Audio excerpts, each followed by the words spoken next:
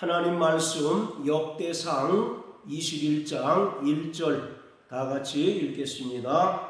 사단이 일어나 이스라엘을 대적하고 다윗을 격동하여 이스라엘을 계수하게 하니라. 아멘. 이 말씀은 어제 수요 예배 때 함께 나눴던 말씀이지만 설명이 미진한 부분이 있어서 다시 나누기를 원합니다. 오늘은 사단의 존재 그리고 사단의 하는 사역에 관하여 함께 나누겠습니다. 1절에 보면 사단이 일어나 이스라엘을 대적하고 다윗을 격동하였다라고 말합니다. 여기서 격동하다라는 말은 유혹하다라는 의미입니다.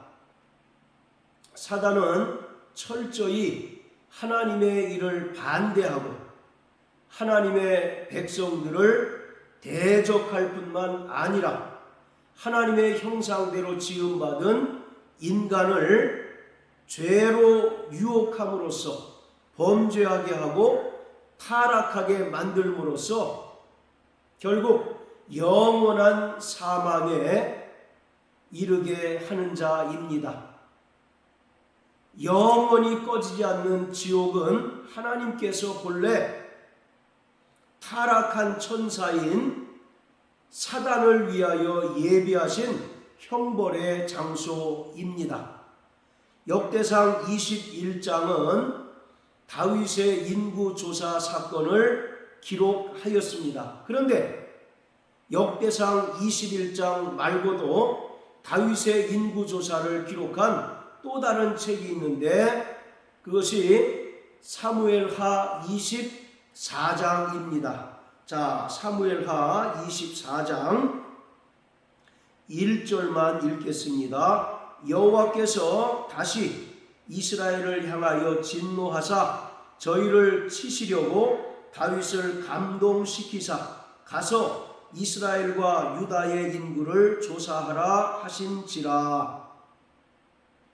다윗이 그 신하들에게 이스라엘의 인구를 조사하도록 하였는데 이러한 인구 조사를 하게 한 원인 제공을 한 존재가 사무엘하 24장에는 하나님이라고 밝히고 있습니다. 여호와께서 다윗을 감동시키사라고 기록함으로써 하나님께서 이스라엘로 하여금 인구조사를 하게 한 그 원인을 하나님께서 제공한 것으로 기록하고 있습니다. 반면에 역대상 21장에는 사단이 다윗을 격동하고 유혹함으로써 인구조사를 하게 만들었다라고 말합니다. 이 두 성경은 동일한 사건을 각각 다른 관점에서 보고 기록한 것입니다. 그래서 사무엘 상하, 열왕기 상하를 일반적으로 신명기적 역사서라고 부릅니다. 이것은 이스라엘이 죄를 범함으로써 하나님께서 그 죄에 대한 결과로서 하나님께서 이스라엘을 징계하시고 또 저주하신 것을 기록하고 있는 것입니다. 반면에 역대기 상하는 역대기적 역사서라고 기록합니다.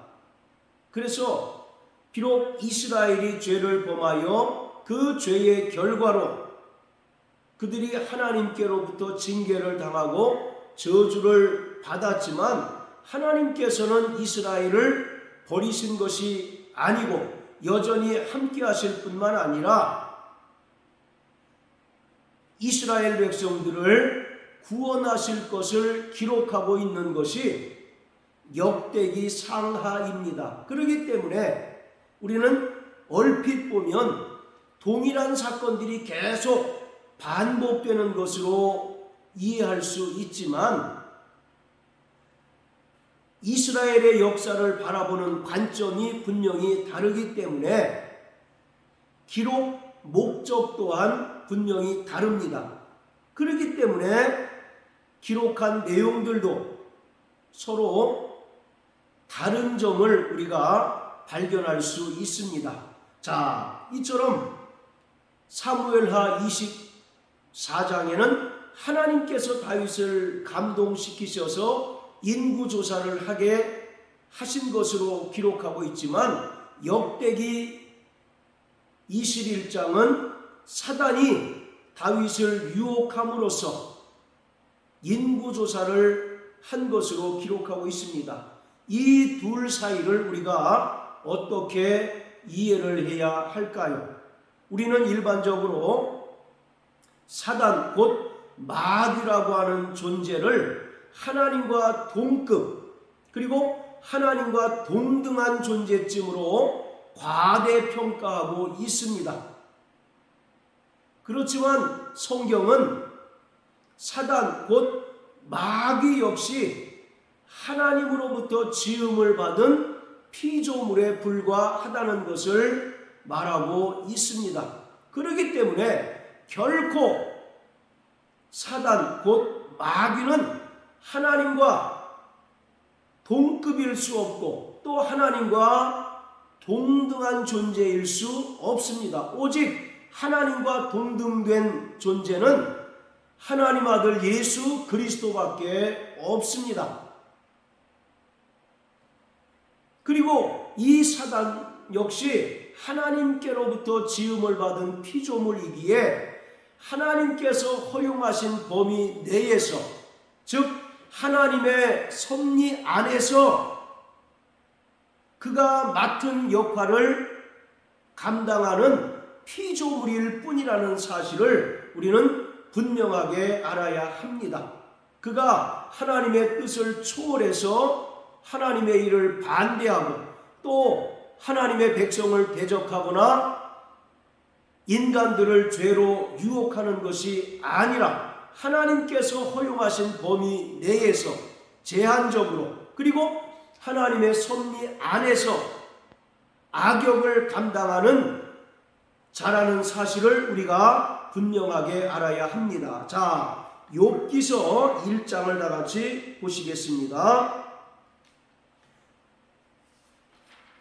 욥기 1장 6절부터 12절까지 읽겠습니다. 하루는 하나님의 아들들이 와서 여호와 앞에 섰고 사단도 그들 가운데 왔는지라. 여호와께서 사단에게 이르시되 내가 어디서 왔느냐? 사단이 여호와께 대답하여 가로되 땅에 두루도라 여기저기 다녀왔나이다. 여호와께서 사단에게 이르시되 내가 내 종 욥을 유의하여 보았느냐? 그와 같이 순전하고 정직하여 하나님을 경외하며 악에서 떠난 자가 세상에 없느니라. 사단이 여호와께 대답하여 가로되 욥이 어찌 까닭없이 하나님을 경외하리이까? 주께서 그와 그 집과 그 모든 소유물을 사늘로 두르심이 아니니이까? 주께서 그 손으로 하신 바를 복되게 하사 그 소유물로 땅을 널리게 하셨음이니이다. 이제 주의 손을 펴서 그의 모든 소유를 치소서. 그리하시면 정령 대면하여 주를 욕하리이다. 여호와께서 사단에게 이르시되 내가 그의 소유물을 다 내 손에 붙이노라. 오직 그의 몸에는 내 손을 대지 말지니라. 사단이 곧 여호와 앞에서 물러가니라. 12절에 보면 여호와 하나님께서 사단에게 욥의 모든 소유물을 붙이시는 장면이 나옵니다. 그러면서 그 뒤에 보면 사단이 역사하기 시작하자 욥이 가지고 있던 모든 소유물들이 일시에 사라지게 되는 것을 볼 수 있습니다. 자, 이처럼 사단은 하나님의 뜻을 초월해서 역사하는 존재가 아니라 하나님께서 허용하신 범위 내에서, 그리고 하나님의 섭리 안에서 제한적으로 역사하는 존재라는 사실을 성경은 분명히 말하고 있습니다. 하나님께서 인간을 창조하기 이전에 하늘에서 하나님을 섬기고 또 하나님께 수종들며 하나님을 영화롭게 하는 천사를 창조하셨습니다. 그 천사 중 바로 루시엘이라고 하는 천사장이 있는데, 이가 다른 천사들에 비하여 너무 아름다움으로 말미암아 스스로 교만하여지게 되었고, 그리고 자신을 하나님의 반열에 올려 놓음으로 인하여 하나님께서 그를 심판하시고 음부 맨 밑에 던지우고 말았던 것입니다. 이것이 에스겔서 28장에 정확하게 기록되어 있습니다. 자, 에스겔서 28장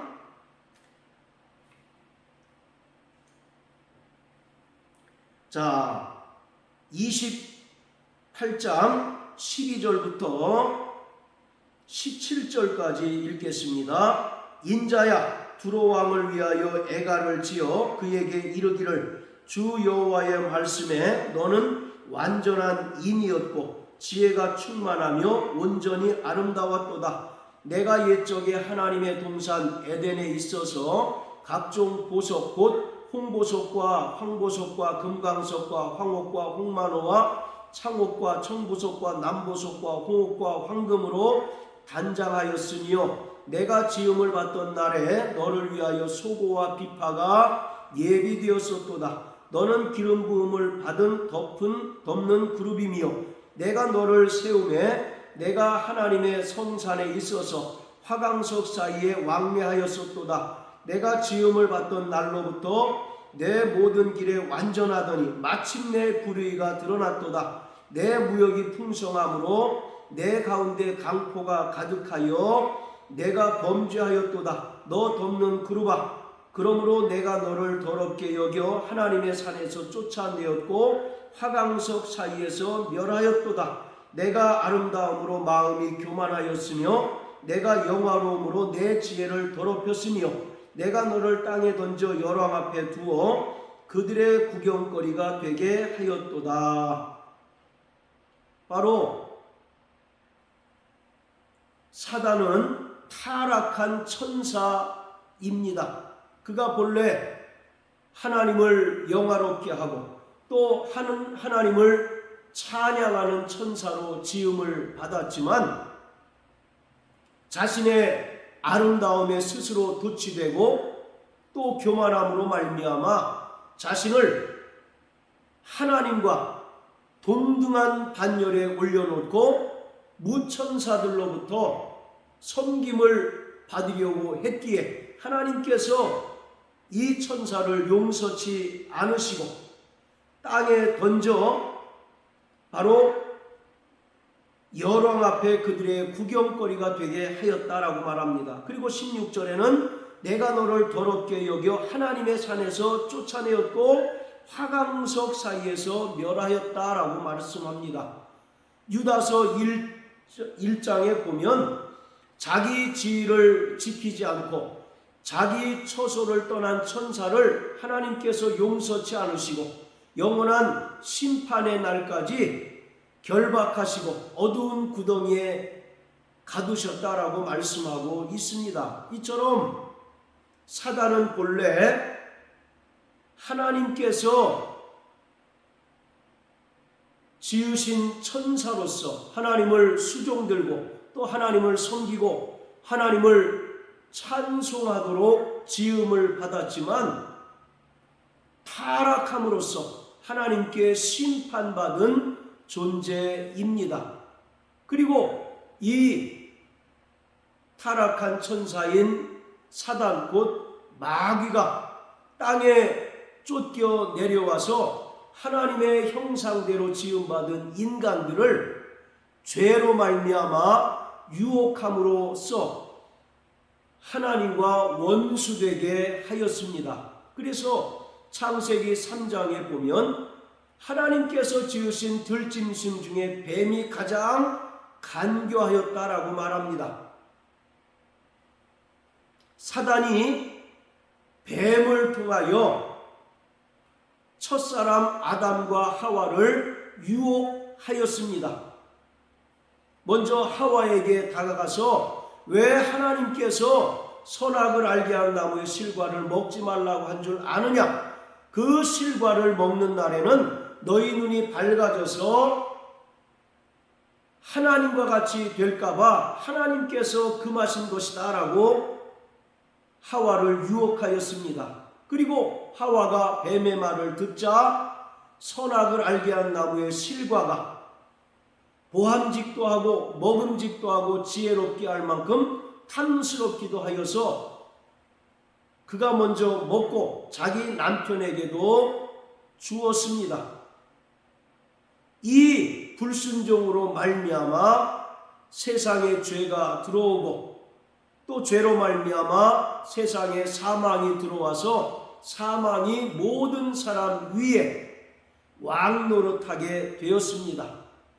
그리고 첫사람 아담이 불순종하여 타락함으로 말미암아 이때로부터 아담 안에 속한 모든 인간은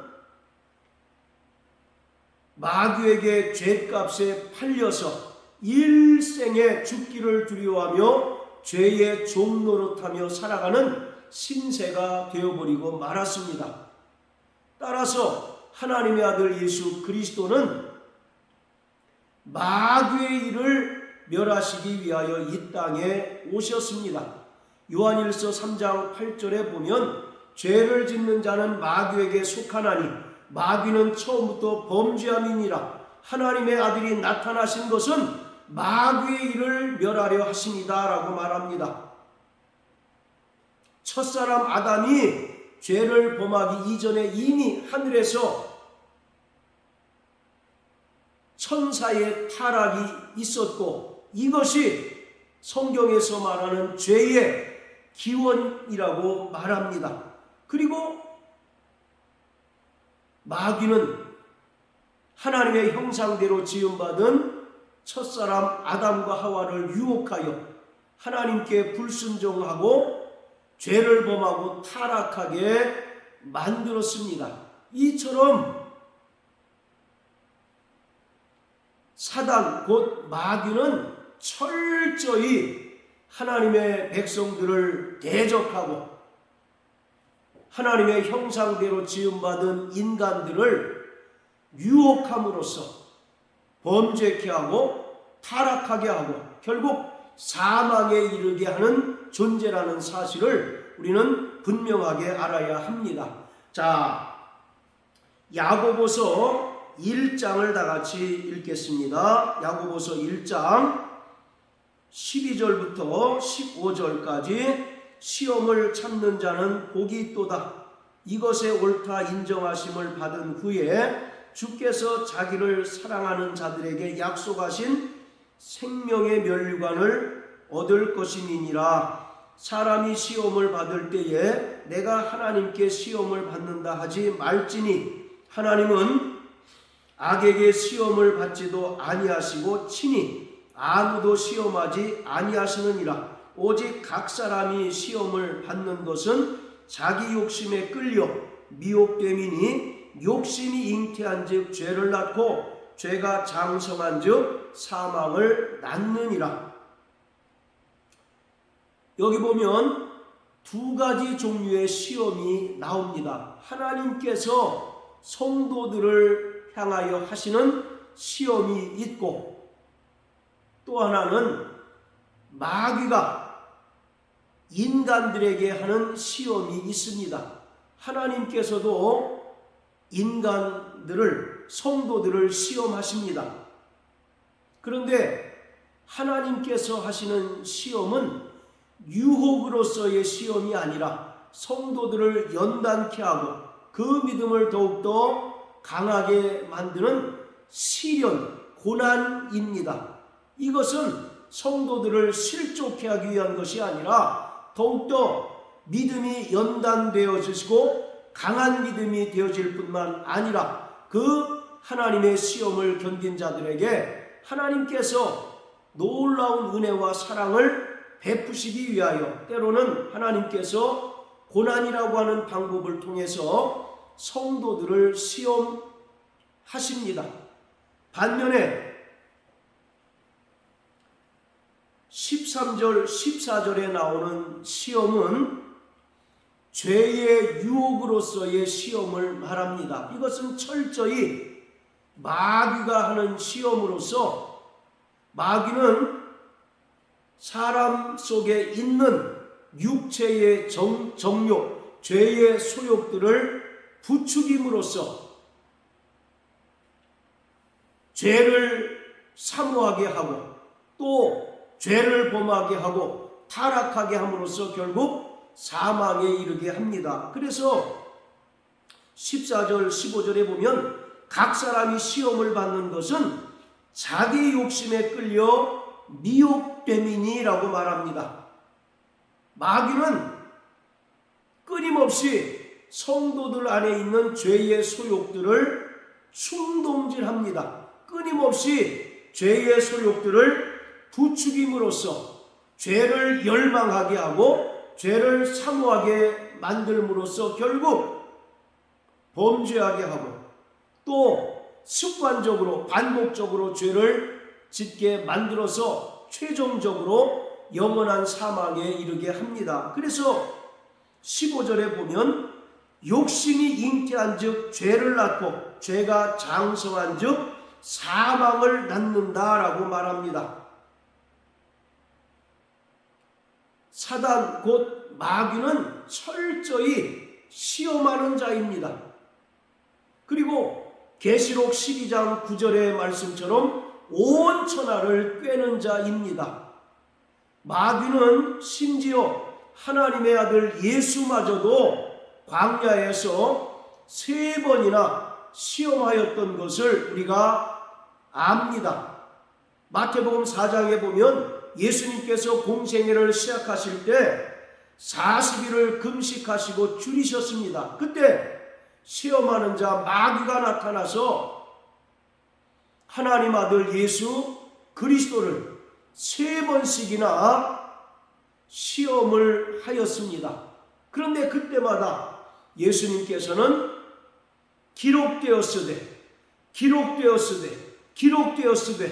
기록된 하나님의 말씀을 통해서 마귀의 모든 시험을 물리치셨습니다.